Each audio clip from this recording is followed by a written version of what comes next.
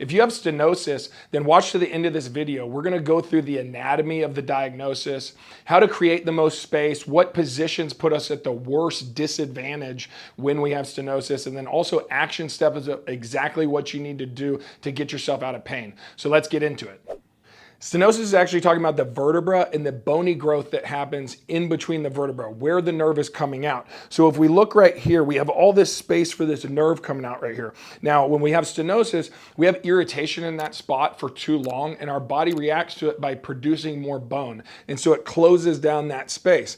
Now, we also have positional changes. So when we go into extension, it can close it down. When we go into flexion, a lot of times it will create space, but then it'll put pressure on that disc, and it'll be pushing onto the nerve. And what we've seen on MRIs is that they'll say there's a disc-oriented stenosis, and that's not traditionally what we saw in the past. It used to be always with bony growth, and now they're saying it's stenosis associated with a disc bulge, and that's not consistent. So we want to be really clear on an MRI report what we're looking at. Is this stenosis with the bony growth, or is this because of a disc bulge? Because then they would be two totally different problems, and that's something we'll talk about later in the video.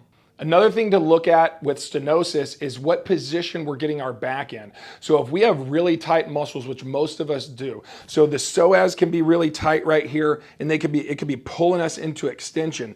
And when we look at what happens with extension, we are going into extension, we have all this space for the nerve. We go into extension, that closes the space down. So if you have stenosis, you already have a narrowing of that canal. You already have bony growth right there. We go into extension, we've taken up more of that. So that's not a positive position for us to be in. And that's why most of you, if you have stenosis, you have more problems with standing, especially standing stationary for a long period of time. We'll get irritation on that nerve and it'll cause us pain. Now, we also want to talk about just staying in neutral. That's a positive position for us. But if you think you're in neutral and you have tight muscles like this psoas and it's pulling you into extension, you feel like you're standing in a nice neutral position, but that psoas being tight can cause us a lot of problems. And that's where we see a lot of progress with our clients, is by loosening up that psoas and strengthening up the glutes. Now, another muscle is this quadratus lumborum right here. So it can pull us into a side bend, which is also going to close down that space. So we just want to be aware of the position that our spine is in. When people have stenosis, oftentimes they also have an anterior pelvic tilt. So an anterior pelvic tilt is where they're tilted like this. So their body is in back extension all the time. So the hip flexors will be tight, pulling us into extension, and then our back extensors will fire too. They end up pairing together, and we call it lower cross syndrome, because we see it so often here in the clinic. Have you been told that you've had tight hamstrings? Because that's something that we see oftentimes with stenosis as well, that people have tight hamstrings, so they constantly have a pull. They're loading too much through their hamstrings and too much through their low back, and then their hip flexors are tight. So we've really got to develop those glutes so that we have good extension right there. And what we want to think about with our back is that we want to do hip extension. We want to come up through the hips and not through our lower back. We don't want to lead movement patterns with our lower back, because we're going to be using hamstrings, hip flexors, lower back extensors. We're not going to be using the glutes, which is really the power muscle, and we're not going to be in a good neutral position with our spine. And everything about stenosis, everything is about creating as much space as possible. If we have decreased space already, we've got to maximize the amount of space that we have to allow that nerve to conduct and send signals out. Now, sitting often makes people feel better with stenosis because they're sitting in a little bit of flexion. And so when we looked at the anatomy of the spine, when we go into just a little bit of flexion, that creates space for us. The bony areas going into extension closes it down, and then the bony areas going into a little bit of flexion opens it up. And so when people are sitting, they have less pain, but we can't be in a seated position all the time, and our hip flexors are going to get tight. So we have to be aware of that. We have to get into a neutral position, but we also don't want to cause problems with our back by sitting too much, because that might be feeling better, but it's not going to give us the long-term solution that we're looking for. Now, when they address a spine issue with stenosis surgically, oftentimes they're going to do a roto-rooter procedure. So if we should have this much space and then we have this much space, they're going to go in there and they're going to roto-rooter that out, just like you were cleaning some pipes at your house, right? We're roto-rooting the edges of that and they're clearing space for us. So when we're doing in a surgical situation, that's really the only thing that they can do. They might get rid of some of those disc bulges and cut them off, but we want to avoid surgery if at all possible, because we don't know what complications we're going to have after the surgery, and depending on your age, we want to limit the number of surgeries that we're having long term. A few years ago, I had a client come in that was 18 years old and he got diagnosed with stenosis. And typically we see really good results within the first 2 weeks with a client with low back pain and sciatica, like 80%. And we got to about 10% with him.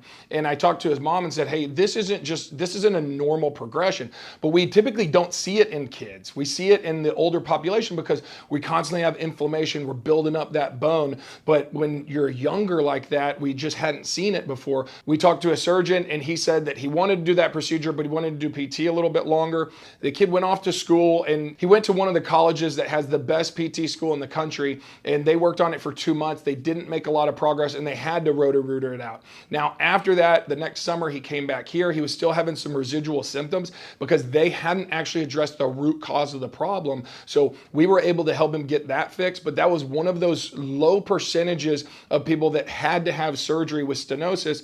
And if he was 18 years old and he's created that problem that quick, it was something he just couldn't get out of. Those movement patterns were causing so much pressure on his spine that he was constantly creating bone. Now he's doing great, but we want to avoid that surgery if we can. A lot of times people at PT, they'll do repeated extension. So they'll get down and they'll want to come up like this over and over because they want to centralize symptoms. So doing that exercise, we've found with stenosis, does not help because we're decreasing the amount of space. We already have that bony growth. We're decreasing that space, and doing repetitive extensions is always negative for a stenosis population. So we want to avoid that at all costs if you're diagnosed with stenosis. We have to decrease inflammation. We want to get rid of that inflammation. So being in a neutral pattern, moving through our hips and moving through our thoracic spine and limiting the motion that comes through, especially extension through our low back. We're not chasing to be the most flexible person anymore as we get into our 50s, 60s, 70s. We need to maintain mobility in our hips and our thoracic spine. When we do that, we're going to allow our body to get rid of that inflammation. So we got to give our body a leg up by training in neutral pattern. We also have to strengthen the glutes. We have to be firing through our glutes to maintain good hip extension so we don't overcompensate with back extension and that anterior pelvic tilt. So we want to develop really good glute strength, slow ourselves down in the gym, and develop those glutes with our exercises. Now, a lot of clients will do bridges at physical therapy. We found that to be negative as well. When I do a bridge, I'm going to lay down and then I'm coming up here into our bridge pattern. Now, what we see is that people are pressing with their shoulder blades in their low back like this. Now I'm doing back extension in my bridge instead of doing hip extension. So if you're going to do bridges, it's not one of the most positive exercises, but it's also not terrible if we do it in the right way. So we want to be thoughtful in what muscles we're activating with a bridge. So when I come up, I'm not going to push with my shoulder blades or my upper back or my head. I'm just going to push up right here and I'm squeezing my butt. I want to squeeze my hamstrings, squeeze my butt, put most of my pressure through the heels of my feet, and I'm squeezing that position.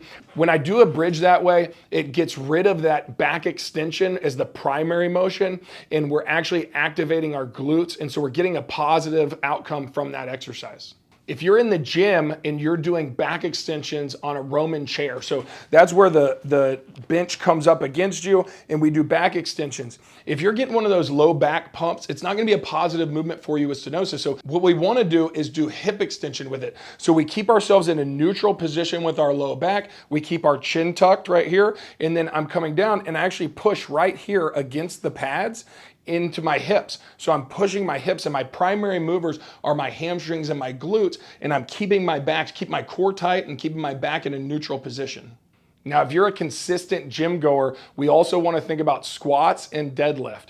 Deadlift is loading through our back. We are going to put stress on it, and squats are going to load through our back as well. So we want to be thoughtful on how much loading stuff we're doing. And with our clients, we don't do squats and we don't do deadlifts at all if they've already been diagnosed with stenosis, because there's a likelihood that they're going to keep loading through those areas, and we don't want to put that pressure on them. So when they come back with a deadlift, like doing a deadlift is just normal daily activities, like going to pick something up. So we need to be able to do it, but we don't have to load it with weight. And then the same thing, doing a squat, picking up a piece of furniture or grabbing something in our house, we're going to squat down. We want to keep our back in a neutral position. We just don't want to be weight on our toes and driving through our low back, because that's going to spark more pain. If you found this video helpful, we went through the anatomy, we went through what positions to be in, which ones we should avoid, and also what muscles to be strong in. Hit that subscribe button, hit the bell icon, don't miss the next video. We also have another video about back pain, the 4 stretches that you should do to make sure that your back is feeling good. Get mobile and stay active.